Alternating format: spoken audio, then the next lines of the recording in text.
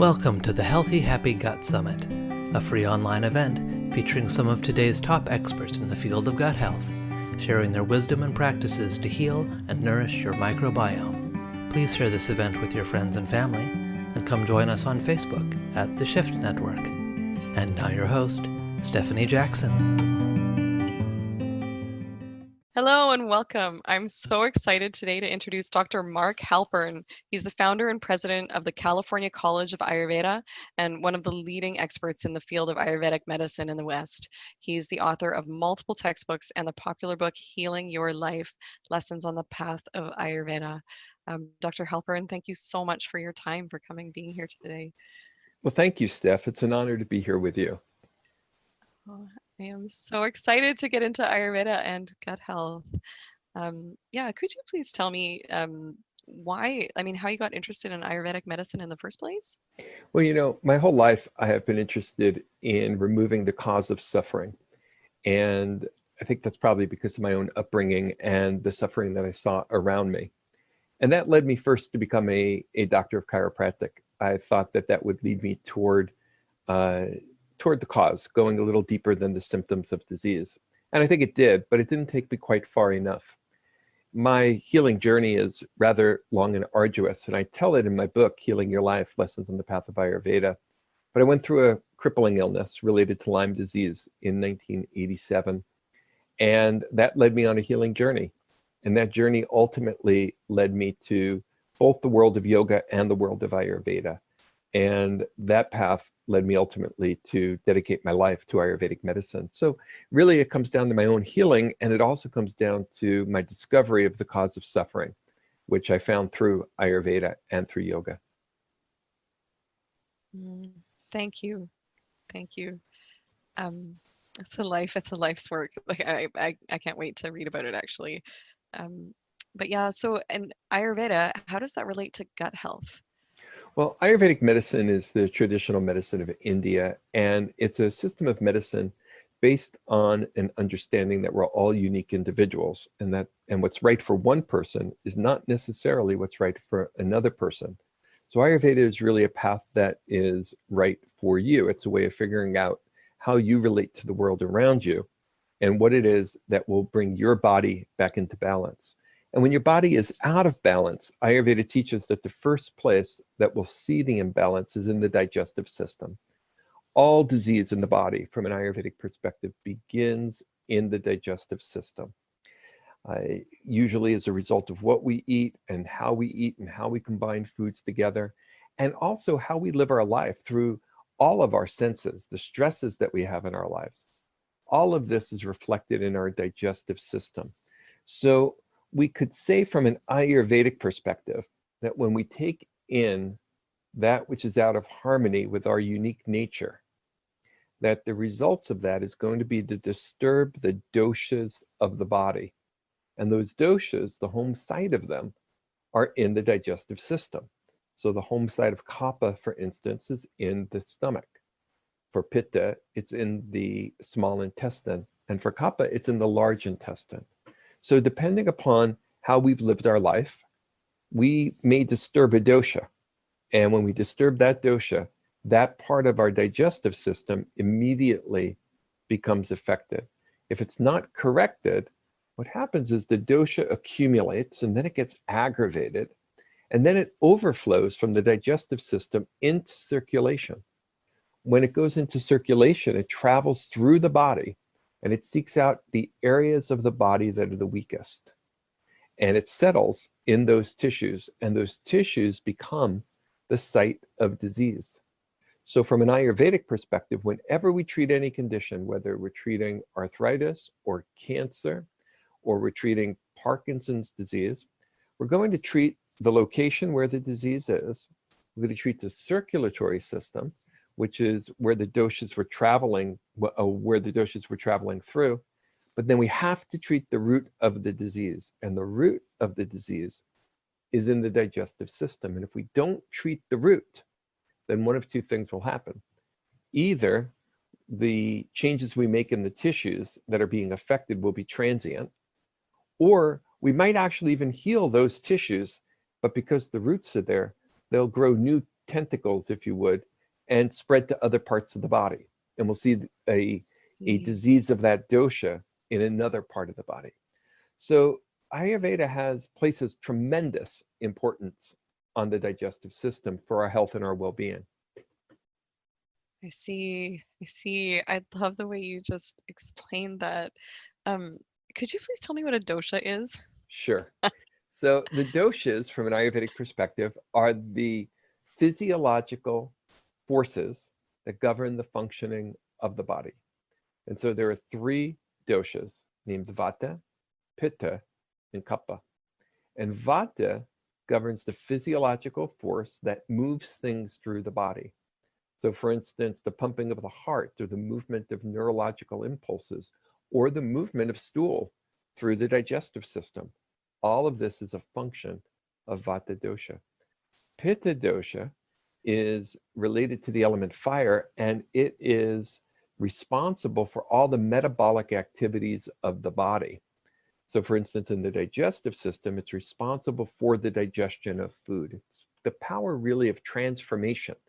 It transforms one thing into something else. So when we eat our food, we have to transform that food into the nutrients that our bodies are going to absorb, and then transform that into the energy that our cells are going to use.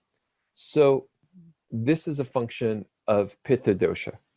And Kapha dosha is really a function of structure in the body. All structure is, we would say, is made up of the elements earth and water. And this is what combined together to mold and to shape our body. So all the tissues, the muscles and the bones and the hair, everything that we have that we can really say is solid is related to the Kapha dosha. Now, each of us has a constitution, and the constitution is the balance of these 3 doshas at the moment of conception. So it's what's inherent within us, and it determines all of our tendencies.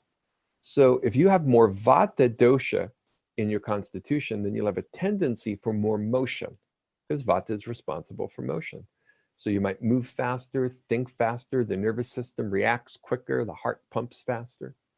If you have more Pitta in your constitution, then you have faster metabolism, which means you probably need to eat more regularly and bigger meals, because you're going to burn through food and burn through energy more quickly. In fact, you'll even burn through information more quickly. And so you will digest information and digest food more quickly if you have more Pitta in your constitution. And if you have more Kapha in your constitution, then you'll have more body structure, which means that your bones will be denser, your muscles will be bigger, you might carry a little bit more body fat. Now, we all have all 3 of these in our nature. Can't live without all 3 of them, but we all have our own unique combination. And that combination is what defines your constitution, and that establishes all of your tendencies, even your tendencies toward digestion and your tendencies toward elimination, which is, of course, the focus of this talk today. So you have a constitution, but then you also have the way in which you live your life now, and that influences these 3 doshas. And depending upon how you live your life, you could disturb the Vata dosha and increase it and have more movement. You could disturb the Pitta dosha and increase it and have more metabolism. You could disturb the Kapha dosha and increase it, and you could gain weight and have more body structure. So in Ayurveda, we want to understand the nature of the person, which means their constitution, the tendencies they came into the world with. We also want to understand the nature of the imbalance, which is the result of how that person has lived their life.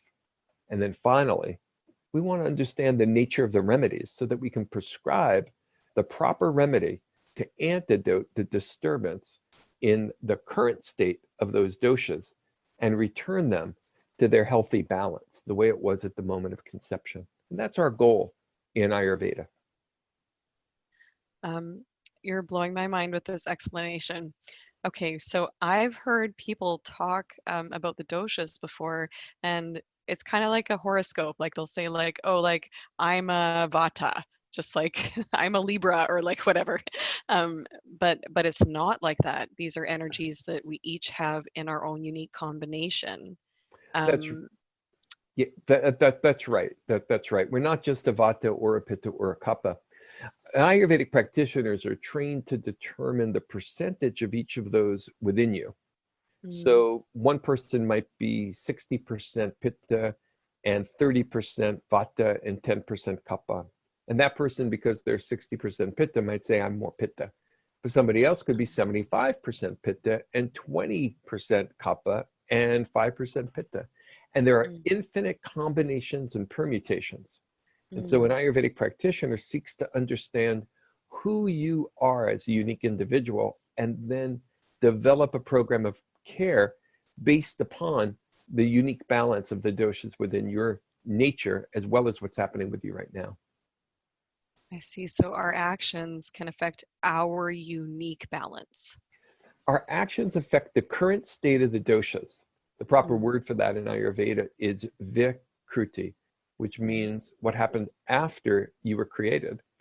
And your constitution, the proper word is called prakruti, which means the original creation.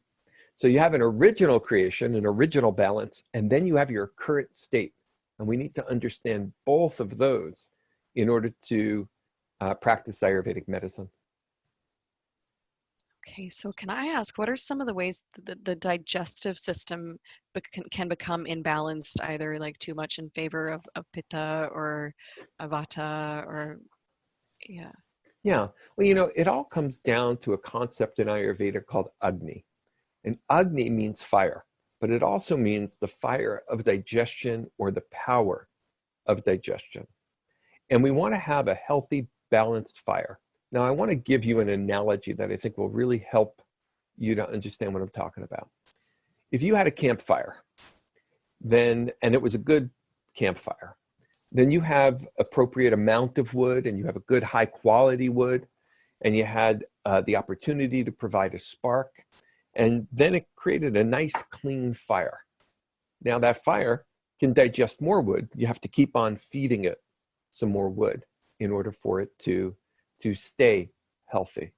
Well, our digestive fire, which we call Agni, is a lot like that campfire. We have to take care of it similarly. So the way we look at that fire, we have to start with some good wood. And that is going to be the food that we eat, right? If you put green wood on a fire, or you put even too much wood on a fire, it's going to be hard to get it started. You got to have the right quantity and the right quality of wood. Well, you have to have the right quantity and the right quality of food that you feed that fire. Now, then you have to have the spark, because you have to light that on fire. And that spark is inherent within each person. But if you have a more Vata nature, you have a lot more air in your nature. So that's like trying to start the fire in the wind. It's going to be very difficult. If you have more Pitta in your nature, you have more fire. So you've got a tendency for a stronger fire. And if you have more Kapha in your nature, you have more water and earth in your nature, it means that it tends to suppress the fire. You have a fire, but it's a weak fire. So we have to understand what you're starting with. And then our goal is to develop the fire so that it can burn the wood, so that it can burn the food. And when you get a nice clean burn, you know it. But when you have a dirty burn on a campfire, you get all this smoke. And all that smoke is all the gas that people experience inside of themselves.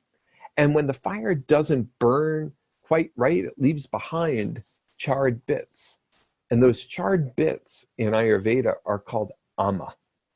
And that ama is a toxin created inside our digestive system that then overflows from the digestive system, circulates around the body, and gets deposited in our tissues.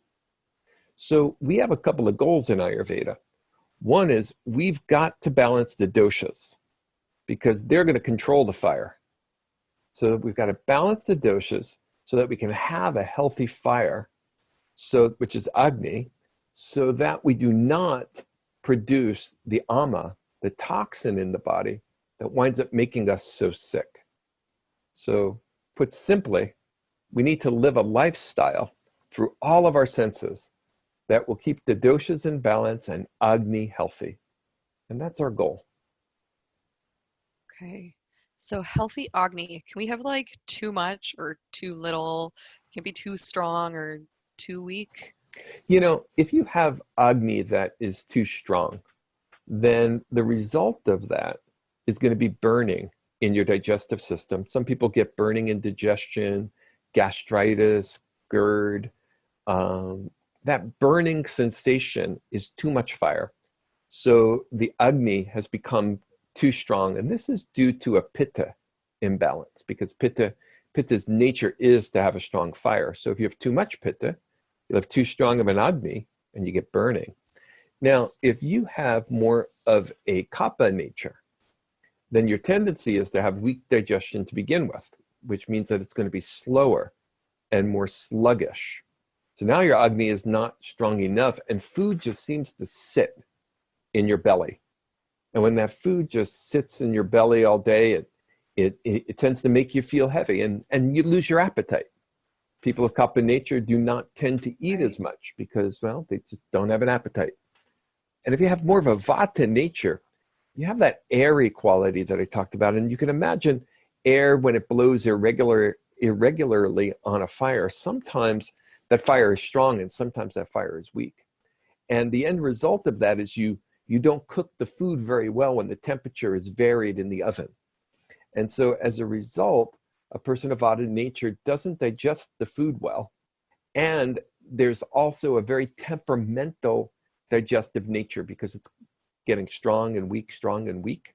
So they also easily lose their appetite. And then they will get more cramping pains as well in their digestive system, more gas from that variable fire. And it also disturbs the tissues. So the tissues tend to cramp. So if you have cramping pain or you have a lot of gas, you probably have a Vata imbalance. If you have more burning indigestion, you probably have a Pitta imbalance. And if your belly just feels heavy and food's not digesting, you probably have more of a Kapha imbalance in the digestive system. Okay. Oh, first of all, I think I just learned something from you. I think I have like a Vata eating problem because I'll like do these recipe demos and I'll be walking around my kitchen. I'll be like, oh, I'll have 5 bites of this. Oh, I should clean my dishwasher. Oh, I'm gonna wash my dishes. Oh, I need to sweep the floor over here. Oh, I'm gonna have 3 more bites of this. And yeah, like of course I'm not digesting my food properly when I do it like that. Well, that's true. You know, you're talking about the kinds of things that will disturb the doshas. So Am Vata I? dosha, you are. Vata dosha Okay. is disturbed by too much movement. And so if you're Oh, eating on the run, if you are walking around when you're eating, if you're in the car while you're eating, then that's like blowing air on the fire, and then the fire becomes irregular and it produces more gas and ultimately more cramping. And also the appetite then becomes irregular and a person is more likely to lose their appetite. It's not steady. So that is one of the things that causes Vata to go out of balance in the digestive system. People of Pitta nature, you know, what causes their Pitta to go out of nature is being too focused and too intense. And so if they are working, for instance, while eating, working at the desk and eating and trying to solve problems, that'll disturb the Pitta and they're more likely to get the burning.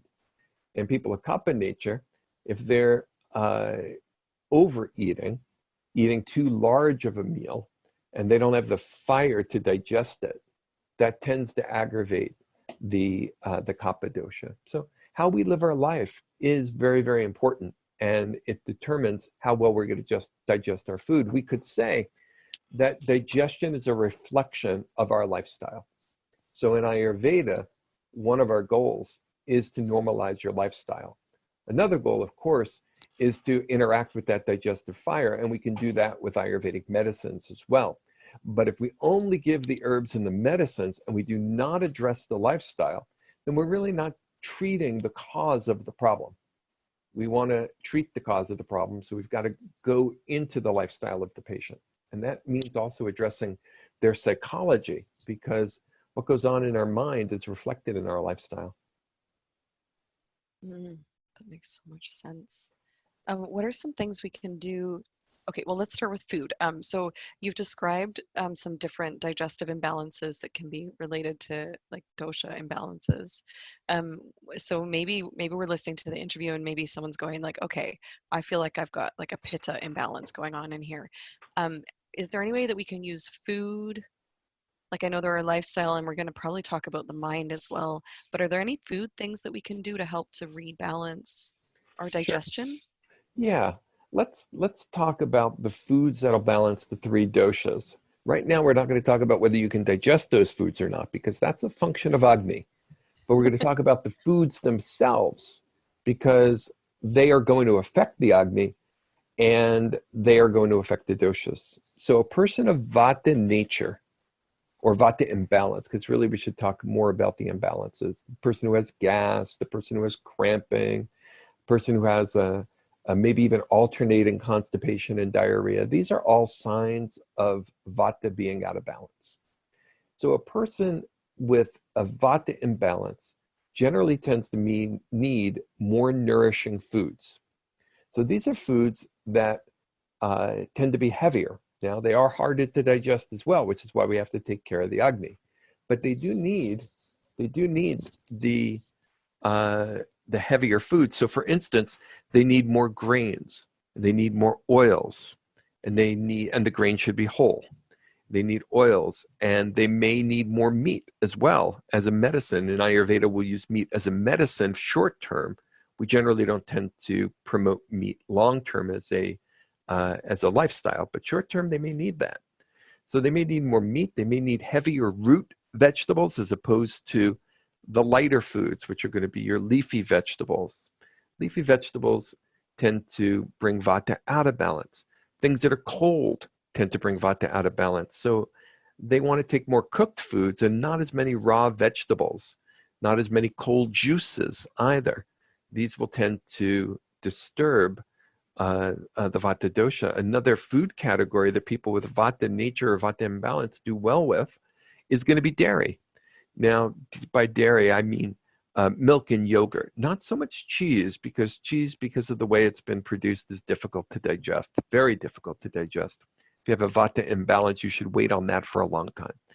So the heavier foods that Vata needs are also, unfortunately, the foods that are the hardest to digest. So Ayurveda has a science of how we eat our food and how we prepare our food to make it easier to digest that food so that we can keep Vata in balance. And, we see this a lot. It's one of people with Vata nature tend to have the most temperamental digestive systems. And so they tend to stay away from the very foods that they need, because these foods are heavy and yet they really do need them. So they are drawn toward the foods that actually will keep Vata further out of balance.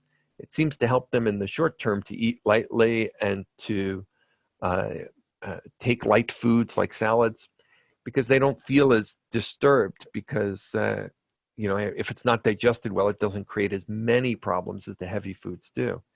But it's those heavy foods that are the exact foods they need. They just need to be able to digest it well. We say in Ayurveda that you're not what you eat, you're what you digest. And so we really need to work on the digestion. So that's the Vata. Makes sense. Do you want to hear about Pitta? Okay, can we do one more? Can we do pitta? Yeah, we could do Pitta too. So people of Pitta nature have more fire in their nature. And the main quality of fire is being very hot. So that's what causes that burning in their digestive system. Even the stools may burn. The rectum can burn when they go to the bathroom. So in order to counteract that, they need more cool qualities. They need more cool qualities. Now, they have a fire in their belly. And we talked about how air, remember Vata, air, movement, can disturb that fire. Think of the air blowing on the fire. Now, if you have a fire outside and you have a wind that blows on that fire, it could turn it into a forest fire. It could turn it into a raging fire. So you have to be careful with motion if you're Pitta too, and also eat while you're sitting down, and also eat in a calm place, not while you're working, driving, walking, or walking around the kitchen. At the same time, we control the air though, which we have to do for Vata. We have to make sure that Pittas are taking in cooler foods. So foods that have a cooling nature are going to be some of the same foods as were good for Vata, but not all of them. So for instance, milk has a cooling nature. It's very good for people with a Pitta nature, but not yogurt. Yogurt has a warming nature. It has an inherent fire in it. Anything fermented will have a natural innate fire in it. Now that's great for Vata, but not so good for Pitta. We say in Ayurveda, nothing's right for everyone. Everything is right for someone. Ayurveda is a path of understanding what's right for you. And so people of Pitta nature do not do as well with fermented foods if you're having burning indigestion. So they stay away from the fermented foods. They like yogurt and like sauerkraut and any food really that has been fermented. Milk is very, very good. Cooling oils such as olive oil is very good, but warming oils like sesame oil and almond oil can be more difficult because it's adding fire to fire. You don't want to add fire to fire because all you're going to get is a bigger fire and more burning. So the ingredients and the recipes we use for people of a Pitta nature are going to be very, very important. And so it's not just the food categories themselves, but also spices that are important. Most spices tend to be quite heating, like ginger and mustard seeds, and garlic. This adds a lot of heat to the food. If you have a Pitta nature, we tend to be drawn toward that which brings us out of balance. So Those are the yummy ones. They are, yeah. So people will tend to be drawn toward the same foods that are going to give them the indigestion, and they really need to have smaller amounts of those spices, and then add some cooling spices in. Cooling spices are spices like cilantro, fennel, coriander, which is like cilantro, and maybe some cardamom as an example. Those are examples of spices that cool down food. In fact, if you're Pitta nature, you really should know this. If you happen to come upon something that's prepared too hot for you, and you're really trying to avoid that spicy food, carry around some extra cilantro with you, and then mix it into the hot spicy food that had all those hot peppers in it. Let it sit for just a couple of minutes, maybe 5 minutes or so, and the nature of the cilantro will actually cool down and take out all the heat from the food, which is fabulous. So then you can have that tasty food, but it won't have that hot, spicy nature to it. So one of the things you could do is add more cilantro, more coriander into your cooking, and that'll take a hot food and turn it into a cold food. There are so many more things that you can do in order to cool down the body. And most Ayurvedic cookbooks, most Ayurvedic books in general, will have lists of foods that are beneficial for Vata, for Pitta, and for Kapha. Now, for people with a Kapha nature, they have an innately heavier nature, and food digests really slowly. If you had a weak campfire outside, you wouldn't put a big log on top of it because all it would do is put out the fire and smolder. Likewise, a person of Kapha nature should not eat big meals. They need to have small meals so that they like kindling, they can nurture the fire and increase it and bring it up. At first, they're only going to need, if you have a Kapha imbalance, 2 meals a day, and they'll be small meals. Then wait for the appetite to come up. When the appetite really does start to come up, you'll know it, because your appetite is a good indicator of the health of your Agni. So if you have a strong appetite, you probably have a strong Agni. So people with a Kapha nature can take lighter foods. Now, because that Agni is small, low, they should take the hot spices to really stoke that. They need more spark. So they can have the ginger and the garlic and the, those hot peppers that people like, the wasabi. All of that is really going to help stoke their Agni even more, increase their appetite, and improve their digestion.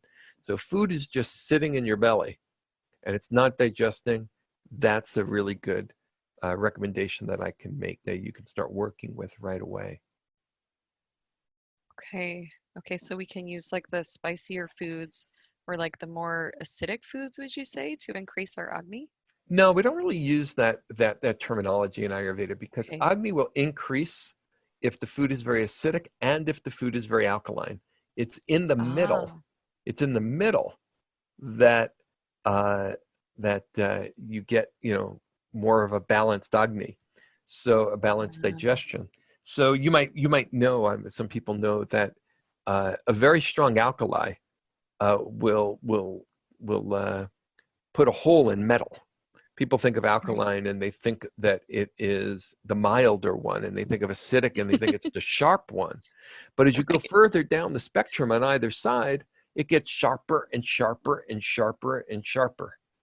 And so that's why we want our pH to be within a normal range. And if it gets too high or too low, then it's going to start to cause problems.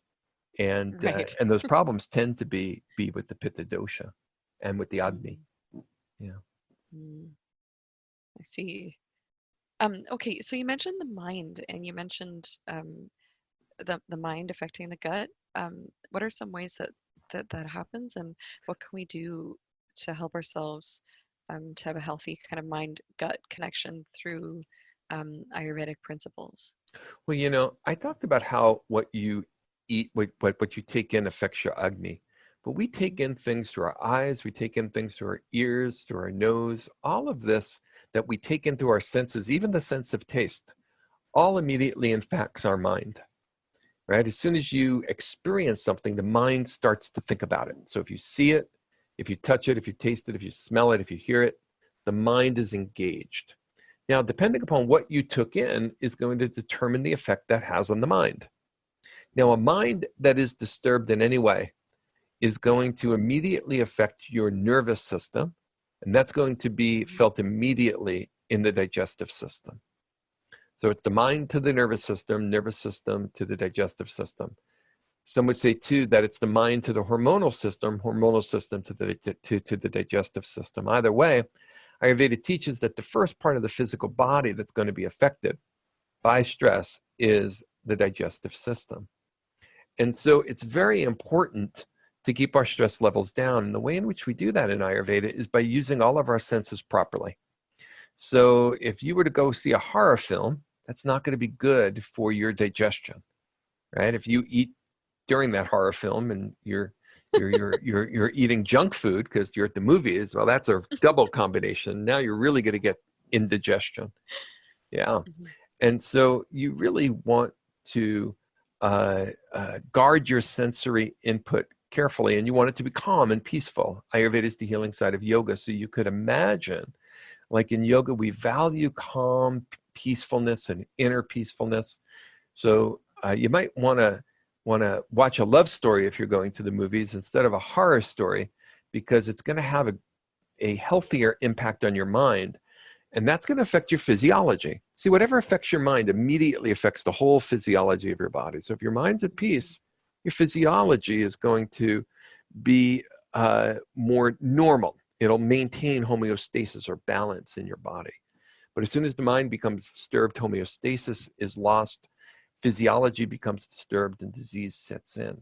So we want to keep the mind healthy. The same thing is true with what you hear. If what you're listening to is angry lyrics of music, or you're listening to somebody yelling at you or telling you you're not valuable or telling you you're a bad person, you're taking in junk food through your ears right into your mind. And when you take that junk food in through your ears into your mind, the mind becomes disturbed, and that's stressful. And that disturbance is going to travel through the nerves and through the hormones right to your digestive system. So you want to create an auditory environment that is as loving and peaceful as possible. And you want to do that all the time, not just when you eat. And you want to do that with all your senses. So you want a tactile environment that is loving and kind and is not disturbing you in any way. An aromatic environment that is loving and kind and not disturbing you in any way.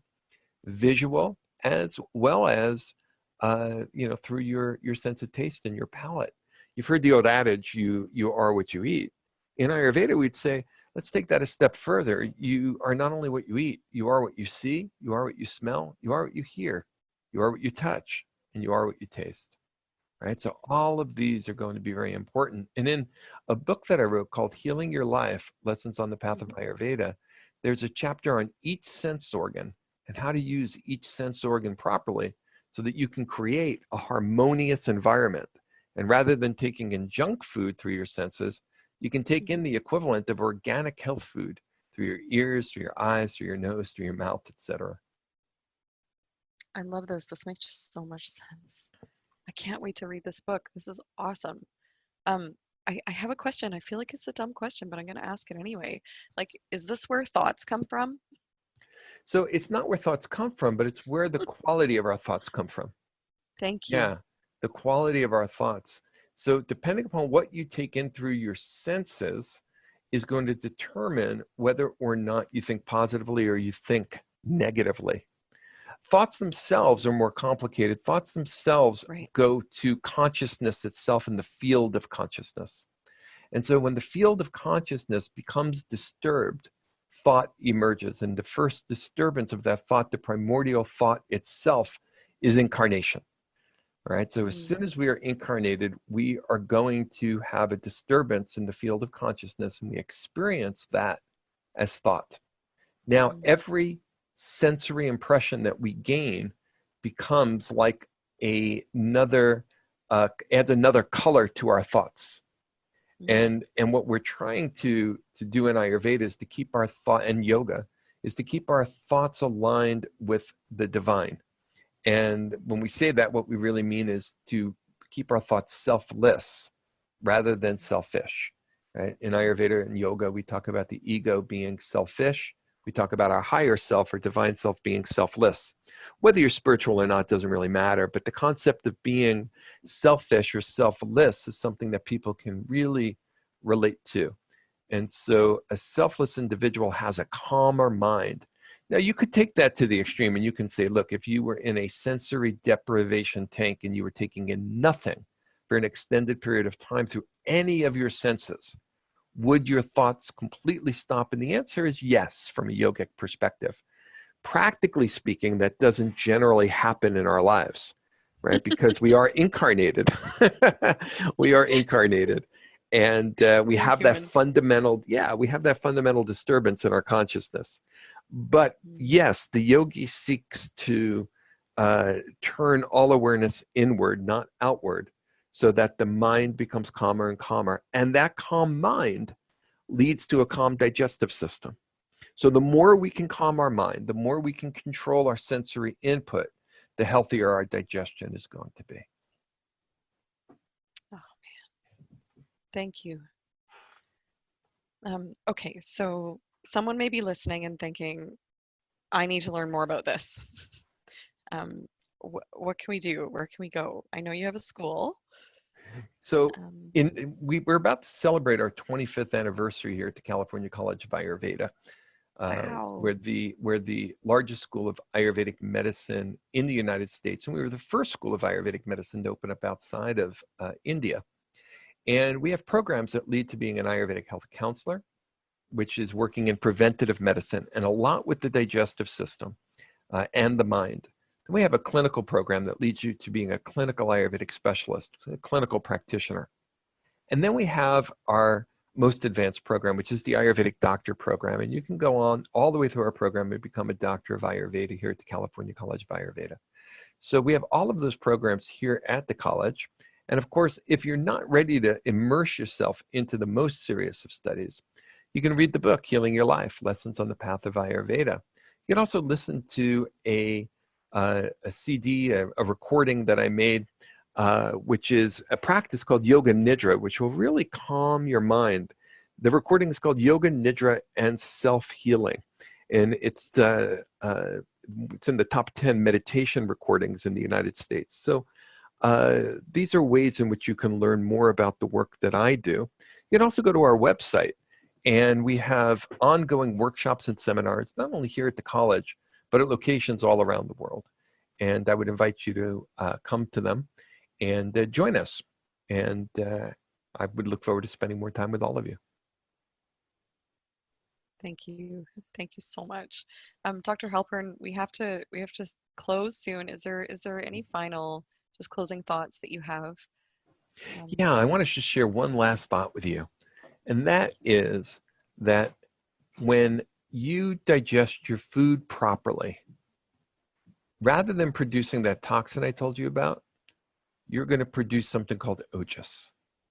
And Ojas in Ayurveda is that which stabilizes your body, stabilizes your mind, keeps you with mental peace, and keeps you physically healthy.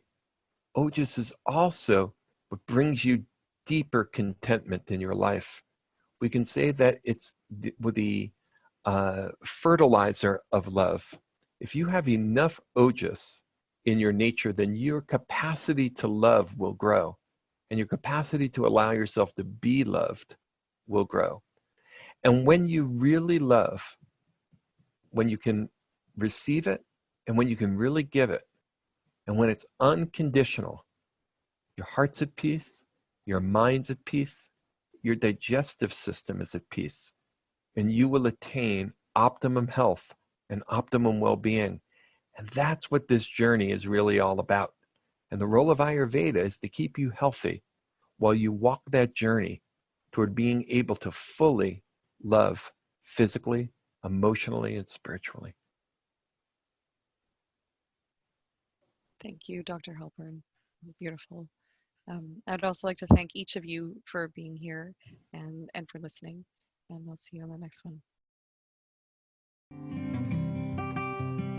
Thank you for joining us for the Healthy Happy Gut Summit, brought to you by the Shift Network. To learn more about our global programs and events, visit theshiftnetwork.com. Thank you again for gathering with us and for sharing this healing path with your friends and family.